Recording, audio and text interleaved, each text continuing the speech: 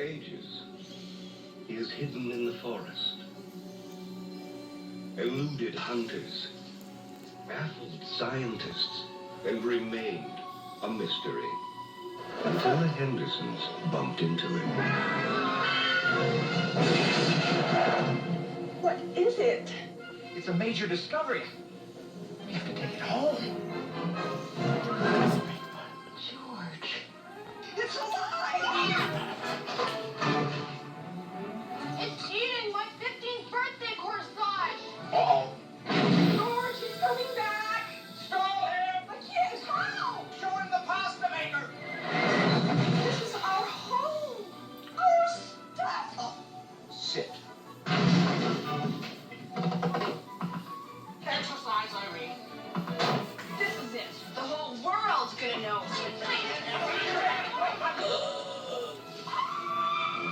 Ran away. I gotta find him. Means something to me. Did you see that? He means something to me. We'll never see him again, will we? What I'm going to say now might save his life. There has been yet another sighting of the creature that some people are now calling Harry! Since when does he have a name? Since right now.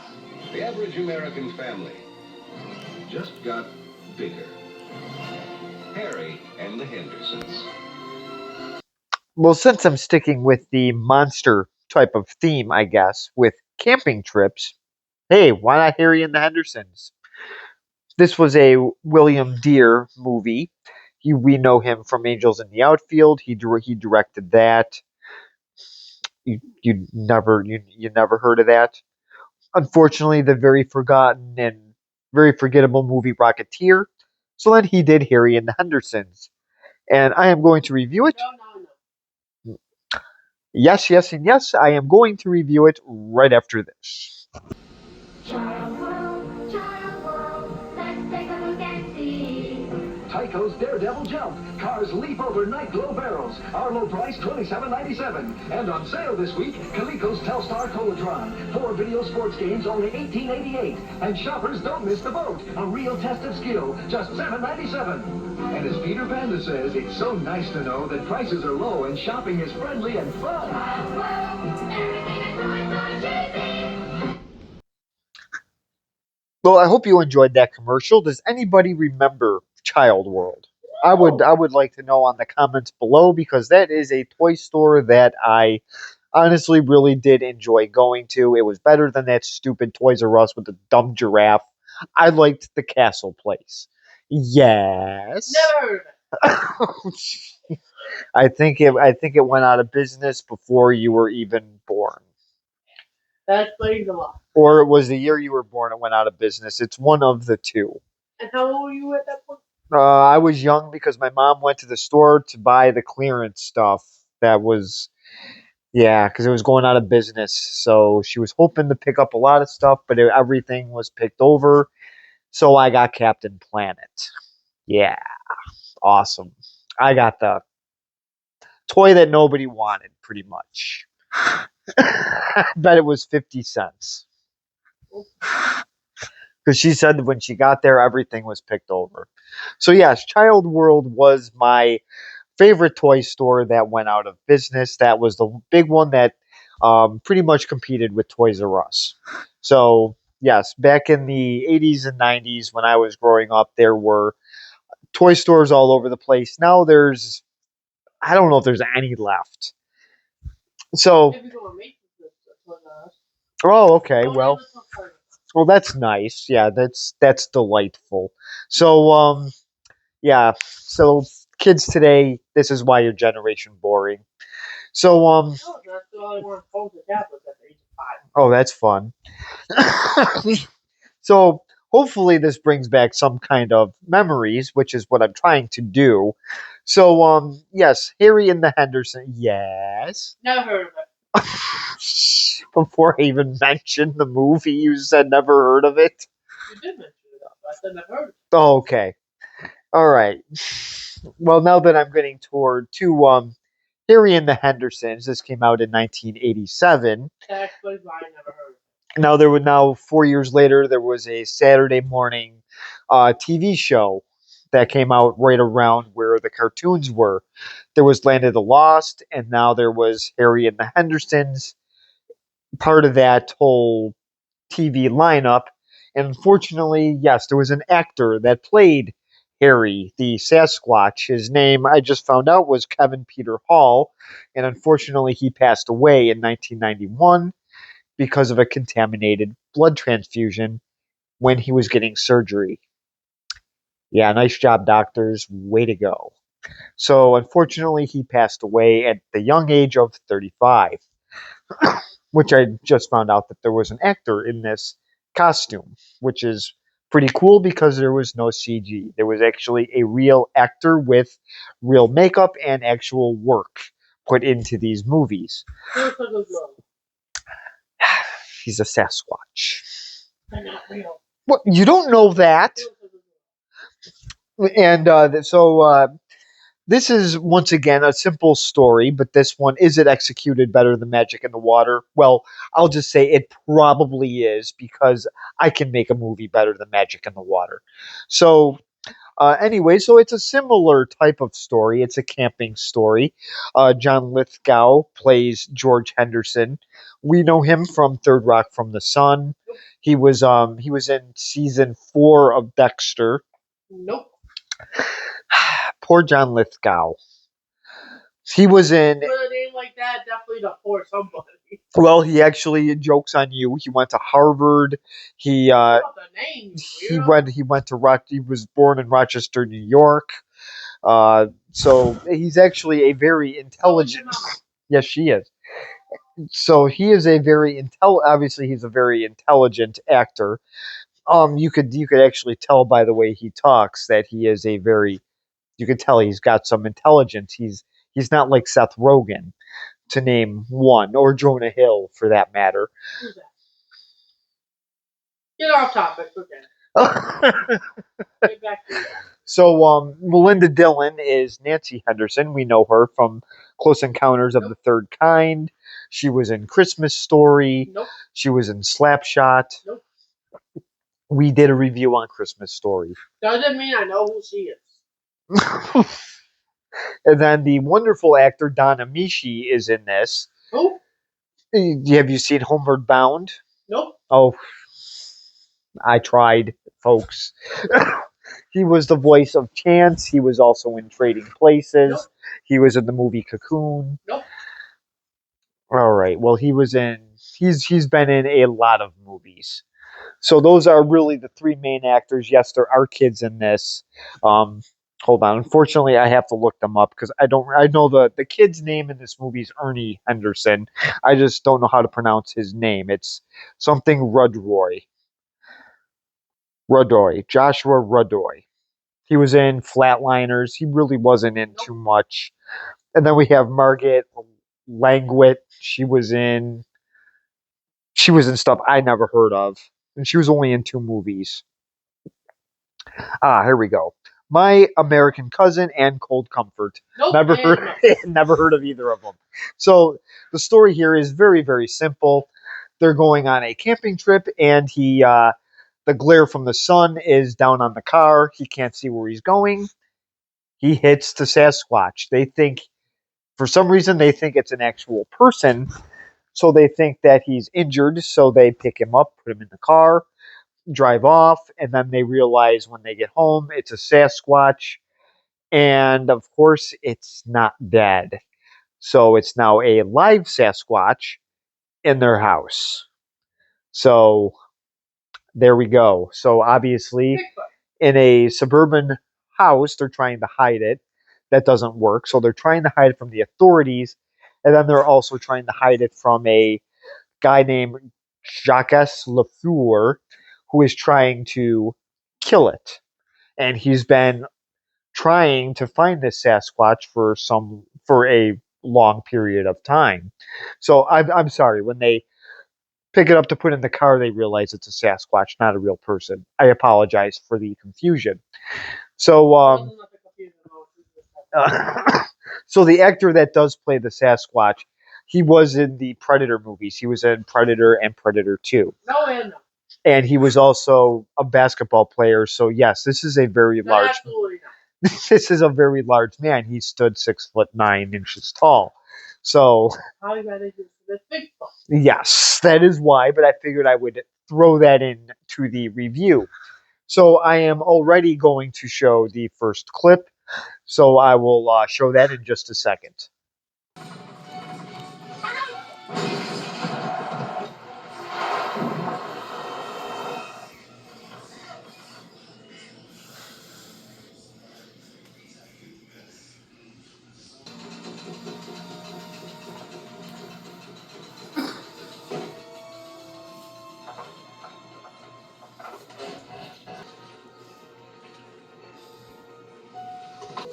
Don't you need some backup? No. I said stay in the car.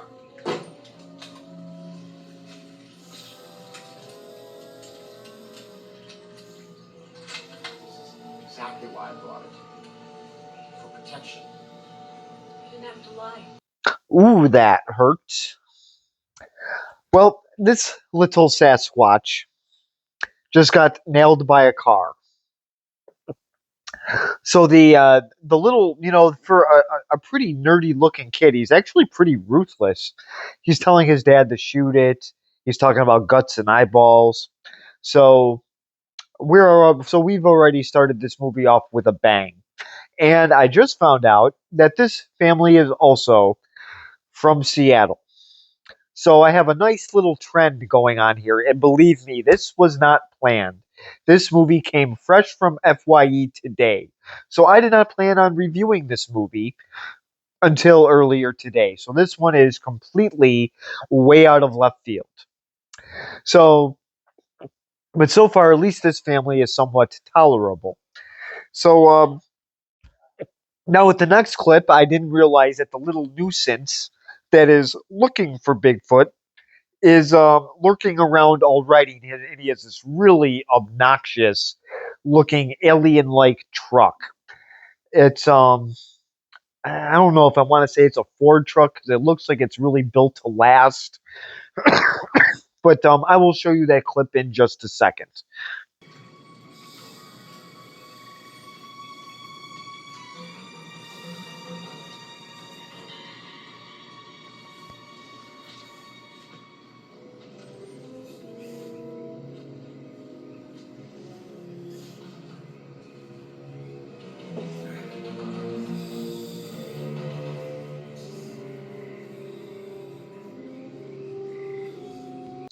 Well, this little round annoyance bug, no, he's not a tick. It's Jacques Lafleur.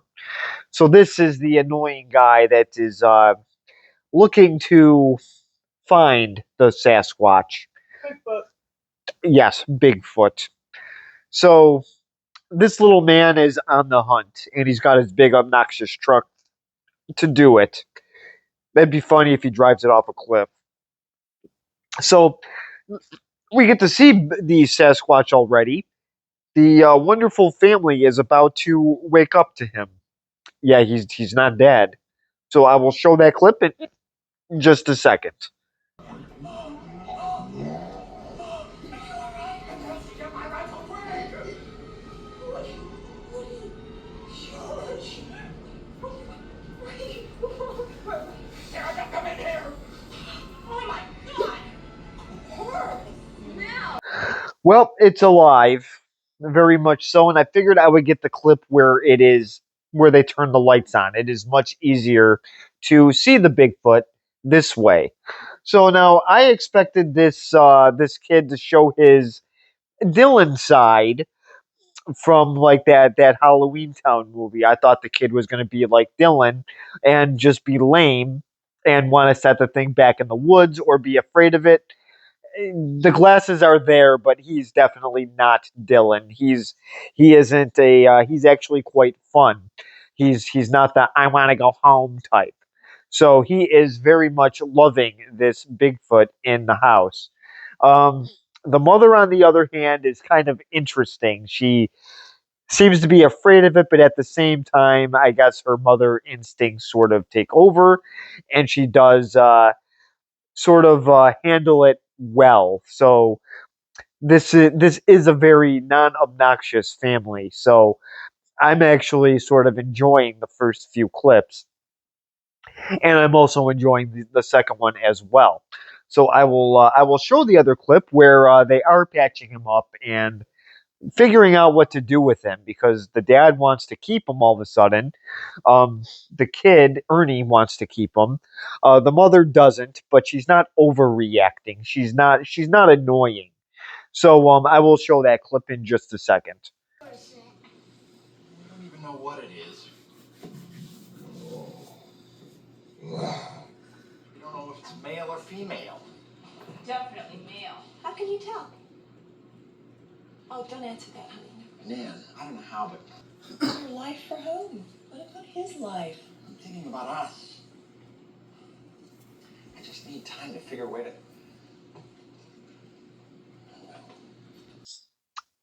Well, I guess this is an interesting breakfast conversation.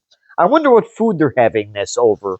Maybe a thing of Fruit Loops, or maybe some whatever that Blueberry. That's it. One of the Count Chocula cereals of some kind, because I'm sure that since the refrigerator has been tipped over, I'm sure they don't have any bacon or eggs. So now they are deciding what to do with this, and also, is it male or female? Obviously, the teenage girl, leave it to her to answer that question. So, obviously, the mother asks, "How can you tell?" Well, there's only one way to do that. And of course, the perverted teenage girl answers it. So, there's that answer. So, we know what it is.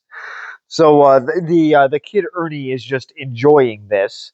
So, so now, unfortunately, Jacques is already in this again, being annoying. So him and Don Amici are, or I call him Doc in this, they are looking to catch the Bigfoot.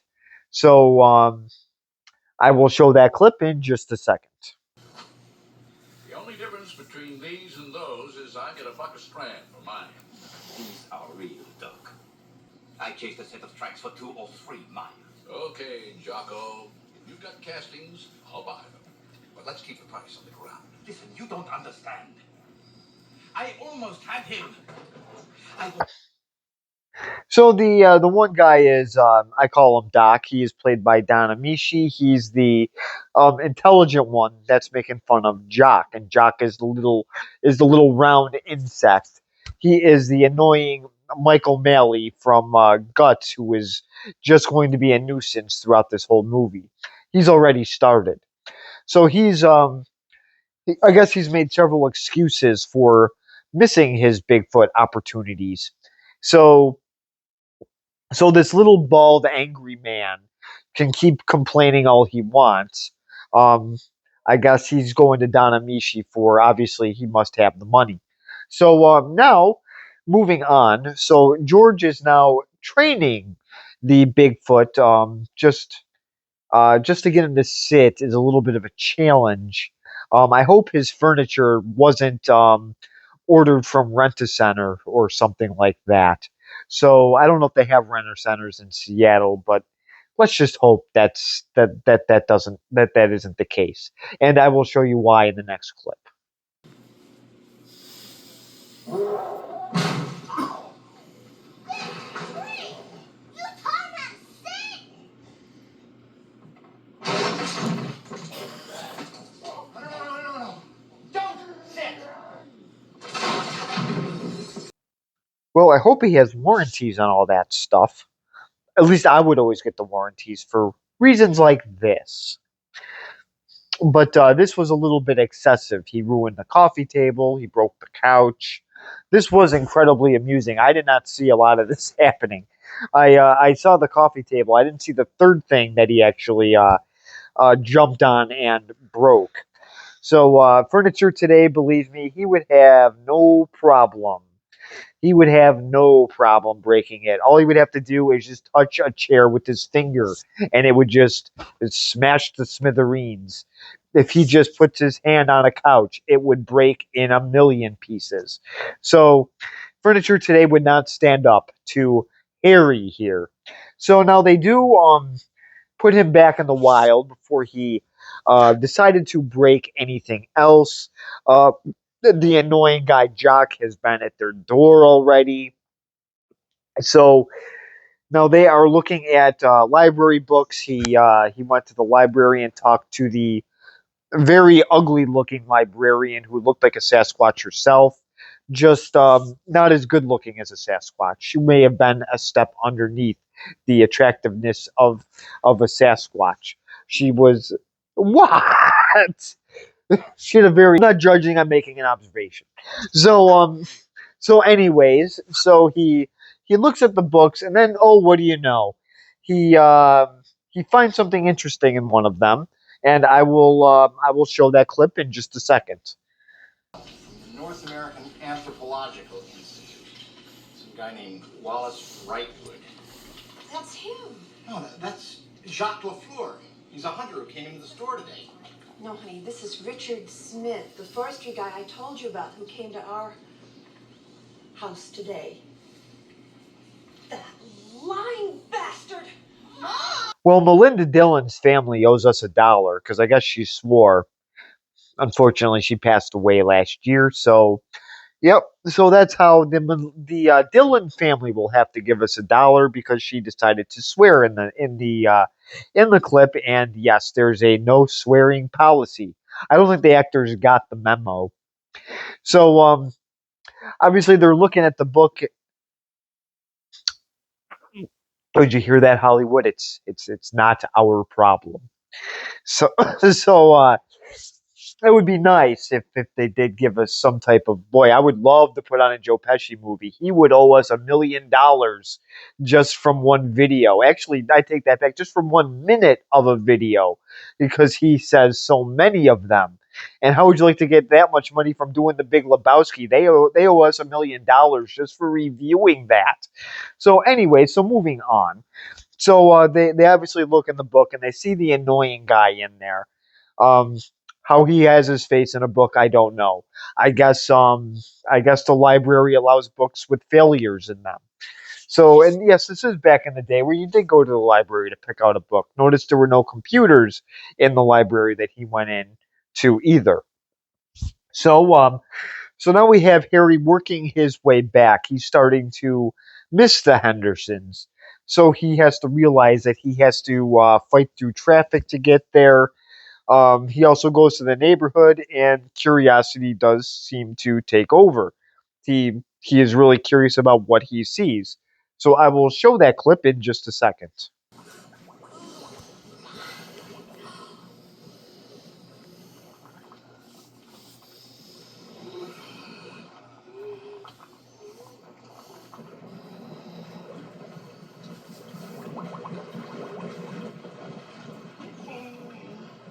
Hey! Hey, fella, get away from that window! What? Whoa! Whoa!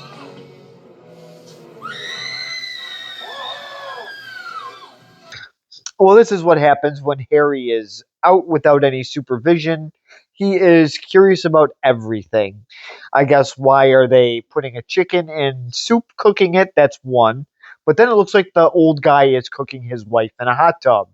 I mean, yes, there's a lot of meat on those bones, but let's face it, he's not going to do that. So so then somebody thinks it's an actual person. He turns around. He scares the guy, and then he scares the one gremlin looking lady when she comes out of her house and screams. Don't worry, she didn't scream at Harry. She saw her reflection in one of the car mirrors. So so Harry then does end up winding back with the Hendersons, but it takes a little bit of time. He does run away. The cops are investigating the giant feet in the yard. He left a few footprints, obviously. The annoying jock, the Michael Malley of the movie, is still trying to hunt him down. The cops are involved. They're closing off the streets, doing all that jazz. So I will show the final clip of him going back to the Henderson house. He may have rolled around in a little bit of garbage, so he may not exactly smell the best. He probably has body odor like one of the wrestlers of the Vader guy that was in WWE, who always got yelled at for having body odor. He probably smells like that. So I will show the final clip in just a second.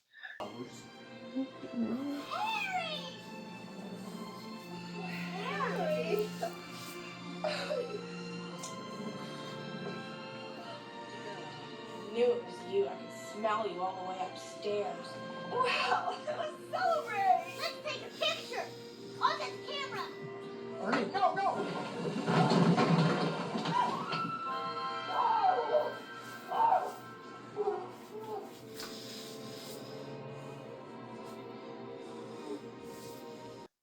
Well, this is the final clip here. Obviously, he's covered in garbage. So, obviously, he doesn't smell the best. But it's okay. They will clean him up. That's fine. I showered, so now I just know you're saying that just because I made you mad because of the Vader comment. So, which has been well documented in several things. Not the point. So, anyways, uh, the closet opens and all these animal heads come right, or deer heads. No, there was also a boar in there too. A pig, a wild pig. Same thing. So yes, so there was a little Pumbaa animal in there. So so obviously Harry doesn't really know what to think about this, but he ends up patching it up with him, so it's okay. So so this is the final clip I'm going to show. You're going to have to see the rest of it for yourself. I'm sorry about that. So so now I will see what our two friends said about this movie, Siskel the Grouch and King of the Toilet Chair. Number one, your friends, not mine. I don't like them. Well, I really don't either.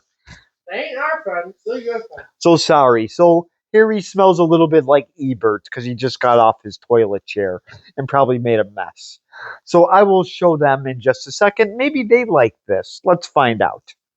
And this is a much more gentle film about a monster of sorts, more gentle than Al Capone even. It's about a Bigfoot or a Sasquatch, you know, the big ape that people have been chasing all over North America for years but can't seem to find. The stuff of legends. Well, in the comedy adventure Harry and the Hendersons, a nice suburban family stumbles upon the real McCoy with a resounding thud. Friendly but clumsy, the family takes him in, calls him Harry, but they have to hide him from the neighbors, just like an E.T. Exercise, honey. That feels right. Plenty of energy right here.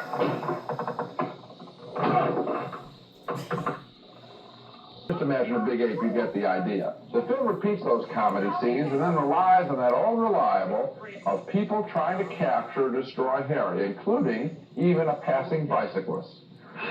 I brought my vegetarian. I must admit, I saw this film with an adoring crowd, but I didn't buy that much of the movie. It's no E.T., even though Steven Spielberg served as executive producer of the film. Harry, the ape, reminded me of the big orangutan that is in Clint Eastwood's pal, you know, in Every Which Way But Loose. But that ape was a whole lot funnier, and the way Eastwood related with him was a whole lot funnier than the way this family relates with Harry. They just want to hide him, basically. I don't know, this isn't an offensive movie. Little kids probably don't like it. It's just a very manipulative one that anyone who has seen E.T. has seen before and seen done a whole lot better. It's sort of a close call for me, but because the movie is so repetitive, just cute Harry, and then Harry goes boom and destroys the house, that I'm giving it thumbs down. I was disappointed too, and I agree with you, though, that as a kid's movie, it's a pleasant, probably funny entertainment. But what it lacks is any sense of awe about the fact that there could be a Bigfoot, an unknown creature living out there in the woods, having a mind of its own, a lifestyle of its own, so to speak, if you could talk about Bigfoot's lifestyle, and that he comes into civilization and we can interact with him. We're interacting here with essentially a wind-up toy. Harry is so cute, so gentle, and so lovable that there is no sense of mystery, no sense of awe, and no belief that he's really Bigfoot. I think the word that you're talking about is awe, which is what we had with E.T. You hold your breath. Here you're watching basically a slapstick sequence. We agreed that Harry and them did not hold our interest. Maybe little ones will like it, but this big one didn't. 2 thumbs down. Well, the thin clown and the fat clown seem to clown all over the movie Harry and the Hendersons. They did not like it at all. So they like Gremlins. They didn't like this. They liked some other stupid movie, but then they didn't like Honey, I Shrunk the Kids. So I don't know. They're sort of all over the place. So now this was, I believe, considered a kids movie. I think this did have a PG rating on it. Um, to be honest, the first time I saw it, I liked it. I was confused by it because I saw the TV show first. So I saw that when I was 6 years old. I didn't actually see the movie Harry and the Hendersons till maybe 2010-ish, I believe. I didn't see it till many years later, and I enjoyed it then. You were in your 20s? Yeah, pretty much. I found it on DirecTV. It was on one of the movie channels. One of my friends liked it, so I recorded it, put it on a disc, and Rascal ate it. So no more Harry and the Hendersons. And then today I stumbled on it at FYE. So I decided to buy it for $4.99 or whatever it was. So yes, so I've watched this a few times, and to be honest with you, I have enjoyed it. And also, it stands up the test of time a little bit. My friends still like it, and they always watch it when it's on TV. I don't know how often that is. I don't know if it's on a streaming service or not. But this is a family movie to watch. I'm surprised it wasn't on any of the ABC family movies when we used to watch those on Friday nights. I guess, but Teen Wolf was on the ABC family movies on Fridays. So Teen Wolf was on, Teen Wolf 2, Poison Ivy was on. I'm surprised that this wasn't. So yeah, they made a second one with Justin Bateman. Michael J. Fox was in the first one, and Justin Bateman was in the second one. I'll stick to the favorites. Yeah, so I'm just a little surprised that I didn't see this till years later. I think it was on one of the encores, probably Encore Family. So this is a movie that I do enjoy. I do recommend people watching this. If you are in your 30s or 40s and you enjoyed this, you can put it on, or you can watch it with your whole family. There's nothing in there that is really offensive. I don't believe. I know comedies are different now where they have to take a lot of stuff out, but this is better than any movie that I would go see today. I don't know what movies are in theaters, but it's not nearly as much as what was in 1987. The big movie was Beverly Hills Cop. Oh, sorry, Beverly Hills Cop 2 came out that year, and that was the big movie. So obviously, it did have some firepower to hold up to, but I'm sure enough people saw it. So this movie, I would actually give a B. It is strong enough. It's definitely a lot better than Magic in the Water, that's for sure. I know they did compare this movie to E.T. In my opinion, it's not even really close to that. E.T. was an alien. Obviously, they want to hide that because they will kill it. With this, who knows what can happen? It's a Sasquatch. They might let it back out into the wild, uh, but who really knows? I did find the humor funny. I found the family kind of amusing. And John Lithgow can carry a movie. That guy's just funny in his own right. He can play any type of part. He played a serial killer, like I said, in Dexter. And in this, he's a hunting type. He owns a sporting goods store, or an oh sorry, outdoor sportsman store. So he does play the part well. It's casted properly. Even the annoying guy, I know I call him a bunch of names, but he plays the part really, really well. I want him to pretty much get his head ripped off by the Sasquatch, which means he's doing his job as an actor. And Don Amici, I didn't really show him a lot in the clips, but it's always nice to have him around in movies. I know he's not around anymore, but he was always a good actor to have. He plays really good parts. So this is definitely a movie to watch.